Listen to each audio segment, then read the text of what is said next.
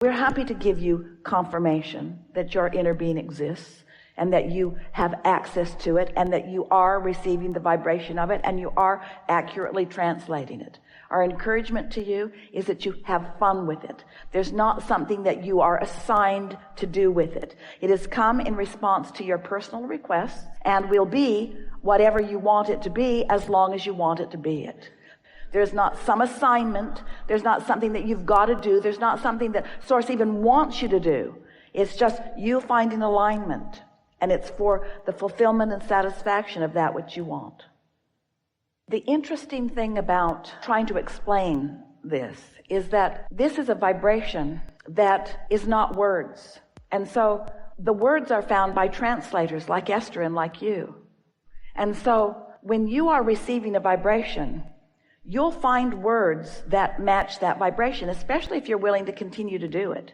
You will find words that match the vibration. The vibration is the same. The words will be uniquely yours. The translation is uniquely yours.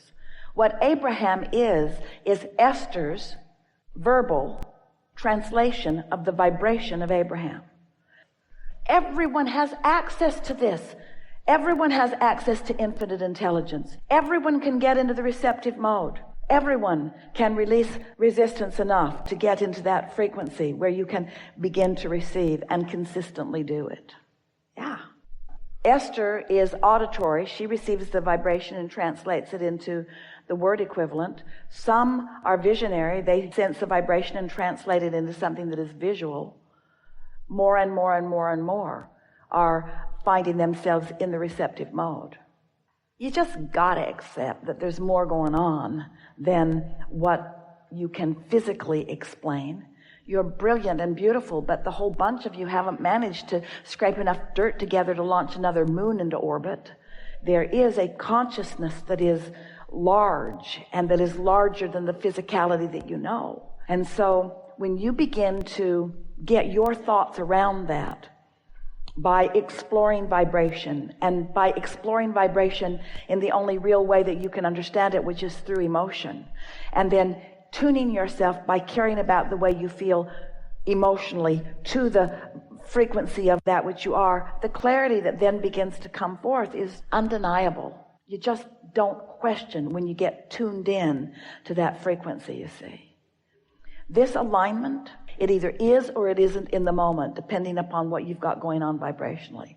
But once you catch a piece of this, and once you recognize it, and once you begin to do it on purpose, and once you tune yourself deliberately, and once you care about the way you feel, and once you meditate consistently, and once you allow yourself to keep your vibrations in check, and once you care about the way you feel, and when you feel things getting a little emotionally out of whack, you do something about it.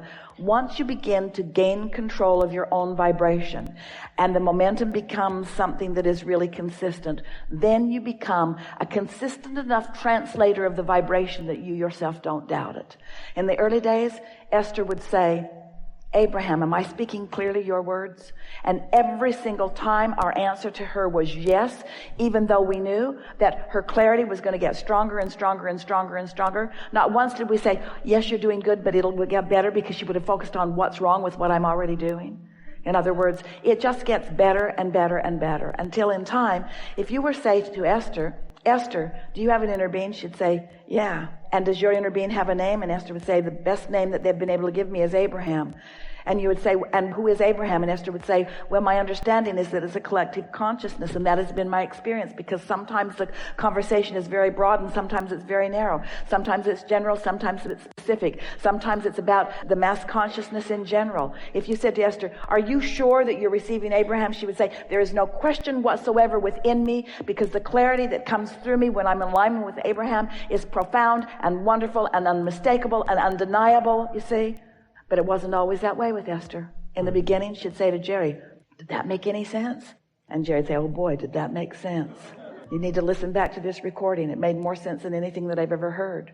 Esther listened back. Didn't make sense to her, because Esther wasn't channeling Esther. Esther was channeling Abraham. Now, more and more, what Esther knows and what Abraham knows are very much the same thing, because Esther listens back. Esther applies. Esther wants to understand this, you see. But getting tuned in and being in the receptive mode, you get all kinds of information that you are not really practiced in. That's all right. That's how you know when to go buy the lottery ticket. You see what we're getting at? When you tune into guidance, that guidance is real time and you can trust it. When Esther first began receiving us, she didn't have expectations about us other than she had heard the expression spiritual guide. She didn't really know what it meant. It didn't fit in with other beliefs that she held, and frankly just felt weird, the idea of it. But the idea was enough of a path of least resistance to her that it made her curious and made her want to know more. And so as she meditated and in the process of meditation quieted her mind, she managed, without even knowing what she was doing, to bring her resistance level way, way down, which made her vibration raise way, way up. And in that process, she began receiving us. And at first, she thought it was her own thought because she was translating the vibration into thoughts. And so it was her terminology. So it didn't feel amazing. It felt normal. And the normalcy of it sort of threw her because it just felt normal. When she started writing it or speaking it out loud for Jerry to read, he didn't find it normal. He found it amazing. But to Esther, who was in sync with it at the time she was receiving it, it felt normal. Esther would come off of a platform like this, and she would say, well, that was fun. And Jerry would say, it was fun and it was incredible. And Esther would say, how so? Because to Esther, it just felt normal. Until she listened back to it and realized how fast her mouth was moving and how fast her mind was translating and how much information was coming forth in a very short time. So is it more fun to go slow or fast? It's more fun to go slow if you're out of control. Esther got into her little Audi R8, and we promise you she had no intention of going slow. It sits low to the ground. It is aerodynamically engineered. There is close to no resistance. The transmission and the engine combination in that thing. It is the most energizing physical experience that she has ever experienced, because the creation of it is an example of close to no resistance. She found that she's been driving around in these big buses where when you go around a corner, you got to slow way down. Not the R8. Don't need to slow down. She decided to test it to its limits. How fast can I really go around this 45-mile-an-hour curve? 45 seems ridiculous. In a bus, yes, but in the Audi R8, no. In other words, testing the limits. She spent hours one night out in the middle of the desert, all alone, taking that off-ramp and then driving the 5 miles to turn around, then taking the off-ramp again. And she figured that if she crashed and burned, she wouldn't bother anybody because there was nobody else around. She wanted to know, how fast can I take this 45-mile-an-hour corner? And she knew when she'd reached her limit. She could tell that's the last free pass she was going to get. She could feel, because the dynamics, the physics of this time-space reality showed her under these conditions, on this track, it's a highway, on this track, in this car, under these conditions, this is as far as I best go until they devise an even better car or an even more experienced driver. There are a lot of variables there. So that's what you're doing. You're testing your limits. So when we ask the question, is it more fun to go fast or slow? There's no right answer to that, really.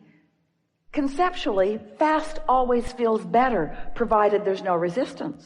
But if there's resistance so that fast makes you uneasy, then you want to slow it down. And so the answer that we want to come back from you is, Abraham, I'm not looking for fast or slow to be the right answer. I'm looking for alignment to be the right answer. I want to go as fast as I can go and not crash and burn. That's really what you want to say.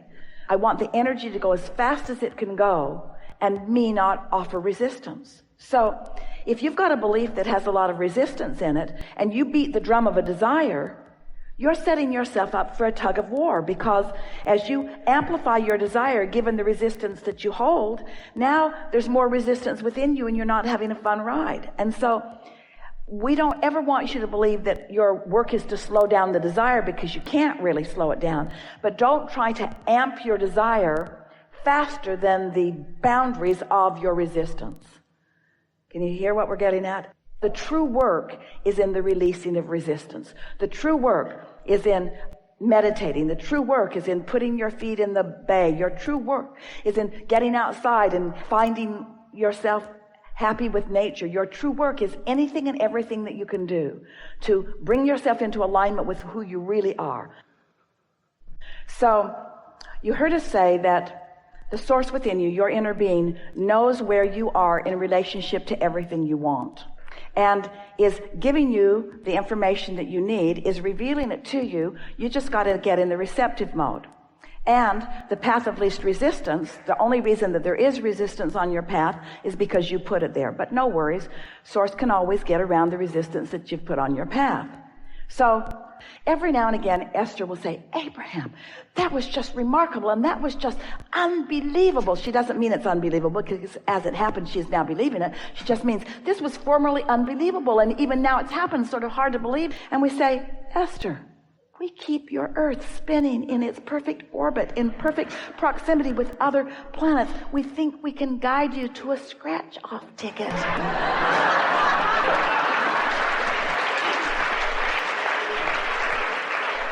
You all just make it harder than it needs to be. In other words, the money could be directly downloaded into your account. You wouldn't have to go through the gyrations that you go through if you believed it.